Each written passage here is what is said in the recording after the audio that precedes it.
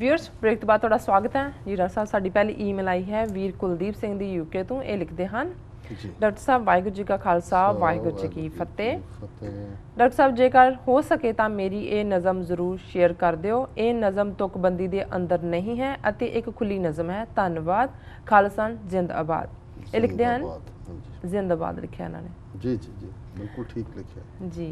जद तोरिया सी थापड़ा दे के नाल किरपान 5 तीर ते कमान, उदों मुगलों ने सोचा नहीं होना कि 5 तीरां दा तेज अते ताकत किन्नी क होवेगी।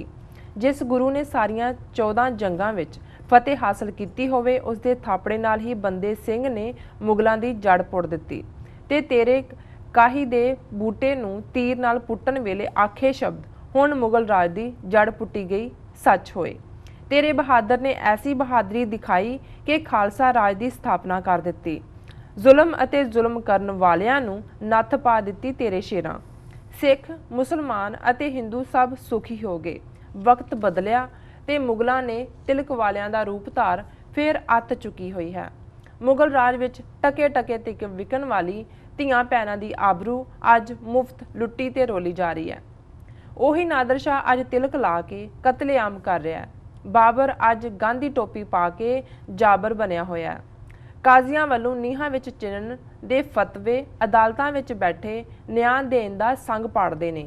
अन्ने कानून दी गद्दी बैठ तिलक वाले काजी बिना सबूत अन्निया करदे फतवे देण वालियां नूं तूं ही रोक सकदा है। राजे शी मुकद्दम कुत्ते अज लोकतंत्री पखंड नाल जुल्म दी हद मुकारे। कौन रोकू इन्हां तिलक ला जुल्म करदे औरंगजेबां नूं। हुण नत्थ कौन नत्थ पाऊ इन्हां सूबियां नूं। तेरी फौज खालसे नूं एक बार फिर तीर ते थापड़ा बख्श, तीर ते थापड़ा बख्श तां जो आवाम मुड़ सुखी वस सके। जी डॉक्टर साहब। सब तो पहला वीर कुलदीप सिंह जी का बहुत बहुत धन्यवाद। उन्होंने सानू इंग्लैंड तो लिखे जी काफ़ी देर बाद उन्होंने लिखत आई है। वो हुण मे भी शायरी ज़्यादा करन लग गए ने, लिखत वाल घट ध्यान देंदे ने, पर उन्होंने बड़ी खूबसूरत विचार प्रवाह है। क्योंकि जी खुली कविता है पंजाब दे विच और खास तौर पर पंजाबी लिटरेचर प्रोफैसर पूरन सिंह उस दे पितामा ने जी और उस दे विच क्योंकि जी तुकबंदी है जां जिहड़ा जिसनों असीं मीट्रिक मेशर कहंदे हैं कि उहदा एक छंद है, सवई है, सलोक है, उन्हां दा एक डिसिपलिन हुंदा सी। ਤੇ ਕਈ ਵਾਰ ਤੁਸੀਂ ਉਸ ਡਿਸਪਲਿਨ 'ਚ ਰਹਿਣ ਦੇ ਲਈ ਆਪਣੇ ਭਾਵਾਂ ਨੂੰ ਜਾਂ ਆਪਣੀਆਂ ਫੀਲਿੰਗਸ ਨੂੰ ਕਰਟੇਲ ਵੀ ਕਰਦੇ ਹੋ ਦੁਨਿਆਵੀ ਕਵਿਤਾ ਲਈ। ਜੀ ਜਿਹੜੀ ਰੂਹਾਨੀ ਹੈ ਗੁਰਬਾਣੀ ਹੈ, ਤੁਰਕੀ ਬਾਣੀ ਆਈ ਤਿਨ ਸਗਲੀ ਚਿੰਤ ਮਿਟਾਈ, ਉਸ ਦਾ ਤਾਂ ਹਰ ਕੰਨਾ ਅੰਕੜ ਉਹ ਜਿਹੜਾ ਅਕਾਲ ਪੁਰਖ ਦੇ ਹੁਕਮ ਦੇ ਵਿੱਚ ਬਾ ਮਤਲਬ ਹੈ ਔਰ ਜੀਵਨ ਦੇ ਅਰਥ ਸਮਝਾਉਂਦਾ ਹੈ। ਇਸੇ ਤਰ੍ਹਾਂ ਜਦੋਂ ਅਸੀਂ ਕੁਰਾਨ ਸ਼ਰੀਫ ਦੀਆਂ ਆਇਤਾਂ ਦੀ ਗੱਲ ਕਰਦੇ ਹਾਂ ਉਹ ਵੀ ਜਿਹੜਾ ਉਹਨਾਂ ਦੇ ਉਸ ਫੇਥ 'ਚ ਅੱਲਾ ਦਾ ਕਲਾਮ ਹੈ ਔਰ ਉਹਨੂੰ ਅਸੀਂ ਪੋਇਟਰੀ ਦੇ ਖਾਤੇ 'ਚ ਨਹੀਂ ਰੱਖਦੇ। ਹਾਲਾਂਕਿ ਕਈ ਵਾਰੀ ਹੁਣ ਅੱਜ ਕੱਲ੍ਹ ਲਿਟਰੇਚਰ ਦੀਆਂ ਕਿਤਾਬਾਂ 'ਚ ਡਿਸਕਸ ਕਰਨ ਲਈ ਜਿਹੜਾ ਹੈ ਉਹ ਗੁਰਬਾਣੀ ਨੂੰ ਪੋਇਟਰੀ ਦੇ ਸੈਂਸ 'ਚ ਰੱਖਿਆ ਹੁੰਦਾ ਹੈ। ਹਾਂ ਅਸੀਂ ਜਿਵੇਂ ਭਾਈ ਗੁਰਦਾਸ ਜੀ ਜਾਂ ਦੂਸਰੀਆਂ ਜਿਹੜੀਆਂ ਰਚਨਾਵਾਂ ਨੇ ਉਹਨਾਂ ਨੂੰ ਅਸੀਂ ਲਿਆ ਸਕਦੇ ਹਾਂ ਉਸ ਮੀਟਰ 'ਚ। ਲੇਕਿਨ ਪ੍ਰੋਫੈਸਰ ਪੂਰਨ ਸਿੰਘ ਇੰਨੇ ਕੁ ਜਜ਼ਬਿਆਂ ਨਾਲ ਭਰਪੂਰ ਸਰਸ਼ਾਰ ਕਿ ਉਹਨਾਂ ਨੇ ਜਦੋਂ ਇਹ ਖੁੱਲੀ ਕਵਿਤਾ, ਖੁੱਲੀ ਦਾ ਮਤਲਬ ਇਹ ਸੀ ਕਿ ਉਹ ਉਸ ਮੀਟ੍ਰਿਕ ਡਿਸਿਪਲਿਨ 'ਚ ਨਹੀਂ ਹੈ ਜਿਹੜਾ ਕਿ ਰਵਾਇਤੀ ਪੋਇਟਰੀ ਦਾ ਡਿਸਿਪਲਿਨ ਸੀ।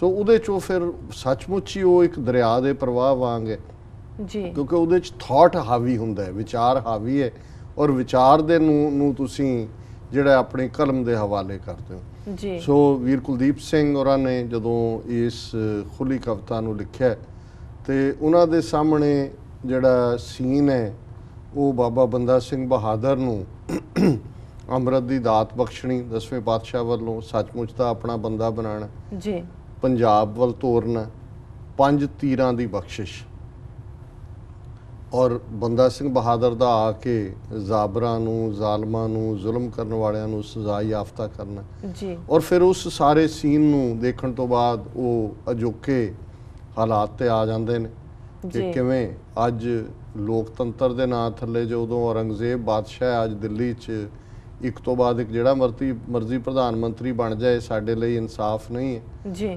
ਅੱਜ ਉਹੀ ਜਿਹੜਾ ਨਾਦਰ ਸ਼ਾਹ ਹੈ ਉਹ ਟੋਪੀ ਪਾ ਕੇ ਆ ਗਿਆ, ਕਿਉਂਕਿ ਜਦੋਂ ਅਸੀਂ ਜਿਵੇਂ ਸੰਤ ਪਿੰਡਰਾਂ ਵਾਲੇ ਵੀ ਜਿਹੜਾ ਉਹ ਜੰਜੂ ਟੋਪੀ ਦੀ ਗੱਲ ਕਰਦੇ ਸੀ ਜਾਂ ਟੋਪੀ ਵਾਲਿਆਂ ਦੀ, ਜਾਂ ਉਹ ਕਹਿੰਦੇ ਸੀ ਕਿ ਭਾਈ ਇੰਨੀਆਂ ਕੁਰਬਾਨੀਆਂ ਅਸੀਂ ਟੋਪੀ ਵਾਲਿਆਂ ਨੂੰ ਆਜ਼ਾਦ ਕਰਵਾਉਣ ਲਈ ਕੀਤੀਆਂ ਨੇ, ਹੁਣ ਅਸੀਂ ਪੱਗ ਆਜ਼ਾਦ ਕਰਵਾਉਣੀ ਹੈ ਜੀ। ਸੋ ਉਹਨਾਂ ਨੇ ਤਿਲਕ ਤੇ ਟੋਪੀ ਇਹ ਸਿੰਬਲ ਇਸਤੇਮਾਲ ਕਰਕੇ ਹਿੰਦੂਤਵਾ ਦੀ ਰਾਜ ਸ਼ਕਤੀ ਦਾ ਜਿਹੜਾ ਹੈ ਉਹ ਦੱਸਿਆ ਵੀ ਕਿਵੇਂ ਉਹ ਜ਼ੁਲਮ ਕਰ ਰਹੇ ਨੇ।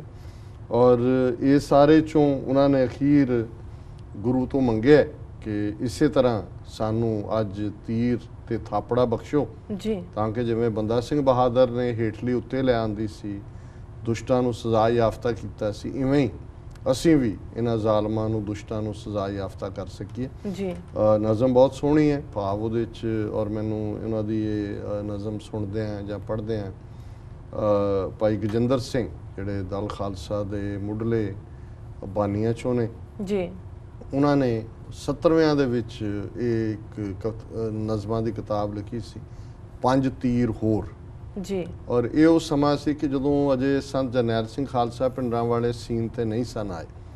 ਸੋ 70ਵਿਆਂ 'ਚ ਵੀ ਸਿਚੁਏਸ਼ਨ ਜਿਨ੍ਹਾਂ ਨੇ ਦੇਖੀ ਉਹਨਾਂ ਦੇ ਸਾਹਮਣੇ ਜਿਹੜੇ ਅਨੁਭਵ ਕਰਦੇ ਸੀ ਕਿ ਵੀ ਕਿਵੇਂ ਬਹੁ ਗਿਣਤੀ ਦਾ ਰਾਜ ਸਾਡੇ ਸਿੱਖੀ ਦੇ ਹਰ ਅੰਗ ਨੂੰ, ਬੇਸ਼ੱਕ ਉਹ ਸਾਡੀ ਜਵਾਨੀ ਹੈ, ਸਾਡਾ ਲਿਟਰੇਚਰ ਹੈ, ਸਾਡਾ ਭਵਿੱਖ ਹੈ, ਸਾਡੀ ਇਤਿਹਾਸਕਤਾ ਹੈ, ਸਾਡਾ ਵਿਰਸਾ ਹੈ ਜੀ, ਇਹ ਸਭ ਨੂੰ ਖੋਰਾ ਲਾ ਰਿਹਾ।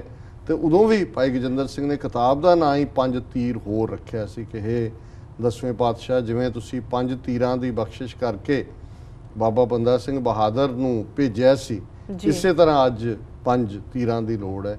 ਇੱਕ ਵੱਖਰੀ ਗੱਲ ਹੈ ਕਿ ਫਿਰ ਜਿਹੜਾ ਬਾਬਾ ਜਰਨੈਲ ਸਿੰਘ ਖਾਲਸਾ ਪਿੰਡਾਂ ਵਾਲੇ ਦੇ ਰੂਪ 'ਚ ਉੱਭਰਿਆ, ਉਹਨਾਂ ਦੇ ਹੱਥ 'ਚ ਵੀ ਤੀਰ ਫੜਿਆ ਹੋਇਆ ਸੀ। ਔਰ ਇਹੀ ਵਡਿਆਈ ਬਖਸ਼ਿਸ਼ ਹੁੰਦੀ ਹੈ ਕਿ ਇੱਕਦਮ ਉਸ ਸੁੱਤੀ ਕੌਮ ਨੂੰ ਇਸ ਕਿਸਮ ਦਾ ਹੀ ਜਿਹੜਾ ਪਤਤਪੁਣਾ ਜੋ 70ਵਿਆਂ ਦੇ ਵਿੱਚ ਸੀ, ਡਰੱਗਸ ਵੀ ਪੰਜਾਬ ਦੇ ਵਿੱਚ ਉਦੋਂ ਸ਼ੁਰੂ ਅਜੇ ਨਵੀਆਂ ਸੀ ਜੀ, LSD ਵਰਗੀਆਂ ਗੋਲੀਆਂ ਇਸ ਕਿਸਮ ਦੀਆਂ ਹੋਸਟਲਾਂ 'ਚ ਸੀ, ਤੰਬਾਕੂ ਨਵਾਂ ਸ਼ੁਰੂ ਹੋਇਆ ਸੀ ਔਰ ਪਤਤਪੁਣਾ ਸੀ। ਇਵਨ ਖਾਲਸਾ ਕਾਲਜਾਂ 'ਚ, ਖਾਲਸਾ ਸਕੂਲਾਂ 'ਚ ਵੀ ਉਹਦੀ ਸ਼ੁਰੂਆਤ ਸੀ ਜੀ। ਹਾਂ, ਇਹਦੇ 'ਚ ਇੱਕ ਮੈਂ ਜ਼ਰੂਰ ਕਹਿਣਾ ਚਾਹਾਂਗਾ ਕਿ ਵੀ ਇਹ ਜਿਹੜੇ ਅੱਜ ਜਿਨ੍ਹਾਂ ਦੇ ਤਿਲਕ ਜੰਜੂ ਪਾਏ ਹੋਏ ਨੇ, ਇਹ ਅੱਜ ਹੀ ਜ਼ੁਲਮ ਕਰਨ ਤੇ ਨਹੀਂ ਉਤਰੇ। ਜੇ ਜਿਨ੍ਹਾਂ 14 ਜੰਗਾਂ ਦਾ ਜ਼ਿਕਰ ਕੀਤਾ ਹੈ ਵੀਰ ਕੁਲਦੀਪ ਸਿੰਘ ਜੀ ਨੇ, ਉਹਨਾਂ 'ਚੋਂ ਲਗਭਗ 12 ਜੰਗਾਂ ਜਿਹੜੀਆਂ ਨੇ ਉਹ ਹੈ ਹੀ ਤਿਲਕ ਜੰਜੂ ਵਾਲਿਆਂ ਦੇ ਨਾਲ ਸੀ ਜੀ, 22 ਧਾਰ ਦੇ ਪਹਾੜੀ ਰਾਜੇ। ਸੋ ਇਹਨਾਂ ਦੀ ਦੁਸ਼ਮਣੀ ਜਦੋਂ ਮਹਿਬੂਬ ਜਾਂ ਅਫਜ਼ਲ ਅਹਿਸਨ ਰੰਧਾਵਾ ਆਪਣੀਆਂ ਨਜ਼ਮਾਂ ਜੂਨ 84 ਬਾਰੇ ਕਹਿੰਦੇ ਨੇ ਤੇ 5 ਸਦੀਆਂ ਦਾ ਵੈਰ ਕਮਾਇਆ, ਇਹ ਵੈਰ ਦੀ ਸਿਖਰ ਇਸ ਲਈ ਹੁਣ ਹੋਈ ਹੈ ਕਿਉਂਕਿ ਹੁਣ ਇਹਨਾਂ ਕੋਲ ਸਿੱਧੇ ਤੌਰ ਤੇ ਪੋਲੀਟੀਕਲ ਪਾਵਰ ਹੈ ਜੀ। ਉਦੋਂ ਪਹਾੜੀ 22 ਧਾਰ ਦੇ ਰਾਜੇ ਜਿਹੜੀ ਹੈ ਉਹ ਕਨਫੈਡਰੇਸੀ ਸੀ, ਨਜ਼ਰਾਨੇ ਦਿੰਦੇ ਸੀ ਦਿੱਲੀ ਵਾਲਿਆਂ ਨੂੰ, ਕੋਈ ਫੁੱਲੀ ਇੰਡੀਪੈਂਡੈਂਟ ਨਹੀਂ ਸੀ, ਆਪਣੀਆਂ ਫੌਜਾਂ ਰੱਖੀਆਂ ਹੋਈਆਂ ਸੀ ਉਹਨਾਂ ਨੇ ਜੀ। ਸੋ ਜਦੋਂ ਉਹਨਾਂ ਦੀ ਵੱਸ ਨਹੀਂ ਚੱਲੀ, ਫਿਰ ਉਹਨਾਂ ਨੇ ਹੀ ਔਰੰਗਜ਼ੇਬ ਨੂੰ ਕਿਹਾ ਸੀ ਕਿ ਵੀ ਸਾਡੀ ਮਦਦ ਕਰੋ, ਨਹੀਂ ਤਾਂ ਇਹ ਤੁਹਾਡੇ ਲਈ ਬੜੀ ਵੱਡੀ ਬਗਾਵਤ ਬਣ ਕੇ ਉੱਭਰ ਰਹੇ ਨੇ। ਔਰ ਇਹੀ ਕਾਰਨ ਹੈ ਵੀ ਜਦੋਂ ਅਸੀਂ ਜ਼ਫਰਨਾਮਾ ਪੜ੍ਹਦੇ ਹਾਂ 10ਵੇਂ ਪਾਤਸ਼ਾਹ ਦਾ ਔਰੰਗਜ਼ੇਬ ਨੂੰ ਲਿਖਿਆ ਜਿੱਤ ਦਾ ਪੱਤਰ, ਸੋ ਉਸ ਗੁਰੂ ਸਾਹਿਬ ਨੇ ਕਿਹਾ ਔਰੰਗਜ਼ੇਬ ਕਿ ਤੂੰ ਵੀ ਬੁੱਤੋ ਸ਼ਿਕਾਨੇ, ਮੈਂ ਵੀ ਬੁੱਤੋ ਸ਼ਿਕਾਨੇ, ਬੁੱਤ ਤੋੜਨ ਵਾਲਾ, ਪਰ ਤੂੰ ਬੁੱਤ ਪ੍ਰਸਤ ਹਿੰਦੂਆਂ ਦੇ ਕਹਿਣ ਤੇ, ਬੁੱਤ ਪ੍ਰਸਤ ਰਾਜਿਆਂ ਦੇ ਕਹਿਣ ਤੇ ਅਨੰਦਪੁਰ ਦੇ ਉੱਤੇ ਫੌਜਾਂ ਚੜਾਈਆਂ ਨੇ। ਸੋ ਜ਼ਾਹਰ ਹੈ ਕਿ ਇਹ ਇਹਨਾਂ ਉਹ 14 ਜੰਗਾਂ ਚੋਂ ਵੀ 12 ਜਿਹੜੀਆਂ ਨੇ ਉਹ ਇਹਨਾਂ ਤਿਲਕ ਜਨਊ ਵਾਲਿਆਂ ਦੀਆਂ ਹੀ ਸੀ, ਕਿਉਂਕਿ ਇਹਨਾਂ ਦੀ ਦੁਸ਼ਮਣੀ ਉਸ ਦਿਨ ਤੋਂ ਹੀ ਸ਼ੁਰੂ ਹੋ ਜਾਂਦੀ ਹੈ ਜਦੋਂ ਗੁਰੂ ਨਾਨਕ ਸਾਹਿਬ ਨੇ ਜਨਊ ਪਾਉਣ ਤੋਂ ਨਾ ਕਰ ਦਿੱਤਾ ਸੀ, ਪੰਡਤ ਦਾ ਹੱਥ ਫੜ ਲਿਆ ਸੀ ਕਿ ਵੀ ਇਹ ਨਹੀਂ ਪਾਉਣਾ ਹੈ। ਔਰ ਫਿਰ ਇਤਿਹਾਸ ਸਾਡਾ ਗਵਾਹ ਹੈ ਵੀ ਕਿਵੇਂ ਇਹ ਕੋਈ ਚੰਦੂ ਬਣ ਕੇ ਆ ਗਿਆ, ਕੋਈ ਗੰਗੂ ਬਣ ਕੇ ਆ ਗਿਆ, ਕੋਈ ਸੁੱਚਾਨੰਦ ਬਣ ਗਿਆ, ਔਰ 22 ਧਾਰ ਦੇ ਪਹਾੜੀ ਰਾਜੇ ਉਹਨਾਂ ਦਾ ਰੋਲ ਦੀ ਅਸੀਂ ਗੱਲ ਕੀਤੀ, ਕੋਈ ਲੱਖੂ ਬਣ ਗਿਆ, ਕੋਈ ਜੱਸੂ ਬਣ ਗਿਆ। ਅੱਜ ਉਹਨਾਂ ਕੋਲ ਸਿੱਧੇ ਤੌਰ ਤੇ ਪੋਲੀਟੀਕਲ ਪਾਵਰ ਹੈ ਔਰ ਉਹ ਪੂਰਾ ਟਿਲ ਲਾ ਰਹੇ ਨੇ ਕਿ ਵੀ ਉਹਨਾਂ ਨੇ ਟੋਟਲ ਵਾਰ ਸਿੱਖਾਂ ਦੇ ਖਿਲਾਫ ਜਿਹੜੀ ਹੈ ਉਹ ਵਿੱਢੀ ਹੋਈ ਹੈ। ਉਹਦੇ ਵਿੱਚ ਚਾਣਕਿਆ ਨੀਤੀ ਦੇ ਚਾਰੋਂ ਹਥਿਆਰ ਸਾਮ ਦਾਮ ਦੰਡ ਭੇਦ ਬਿਨਾਂ ਕਿਸੇ ਝਿਜਕ ਤੋਂ ਜਿਹੜਾ ਉਹ ਇਸਤੇਮਾਲ ਕਰ ਰਹੇ ਨੇ ਜੀ। ਸੋ ਇਹਨਾਂ ਦਾ ਵੀਰ ਕੁਲਦੀਪ ਸਿੰਘ ਜੀ ਦਾ ਬਹੁਤ ਬਹੁਤ ਧੰਨਵਾਦ ਕਿ ਉਹਨਾਂ ਨੇ ਸਾਨੂੰ ਇਹ ਨਜ਼ਮ ਲਿਖੀ ਜੀ। ਉਹਨਾਂ ਦਾ ਟੈਲੈਂਟ ਹੈ, ਸੋ ਅਸੀਂ ਐਨਕਰੇਜ ਕਰਾਂਗੇ ਕਿ ਉਹ ਨਜ਼ਮ ਵੀ ਜ਼ਰੂਰ ਲਿਖਣ, ਭੇਜਣ ਵੀ, ਪਰ ਸਾਨੂੰ ਆਪਣੇ ਕ੍ਰੀਏਟਿਵ ਥਾਟਸ ਵੀ ਜਿਹੜੇ ਨੇ ਜਿਵੇਂ ਉਹਨਾਂ ਦਾ ਐਨਾਲਿਸਿਸ ਸਿਚੁਏਸ਼ਨ ਬਾਰੇ ਹੁੰਦਾ ਜੀ, ਇਸ ਬਾਰੇ ਉਹ ਜ਼ਰੂਰ ਲਿਖਣ ਜੀ। ਡਾਕਟਰ ਸਾਹਿਬ ਇਸ ਨਾਲ ਲੈਣੇ ਬ੍ਰੇਕ। ਵਿਊਅਰਸ ਤੁਸੀਂ ਸਾਡੇ ਨਾਲ ਇਸ ਤਰ੍ਹਾਂ ਬਣੇ ਮਿਲਦੇ ਹਾਂ ਛੋਟੇ ਬ੍ਰੇਕ ਤੋਂ ਬਾਅਦ।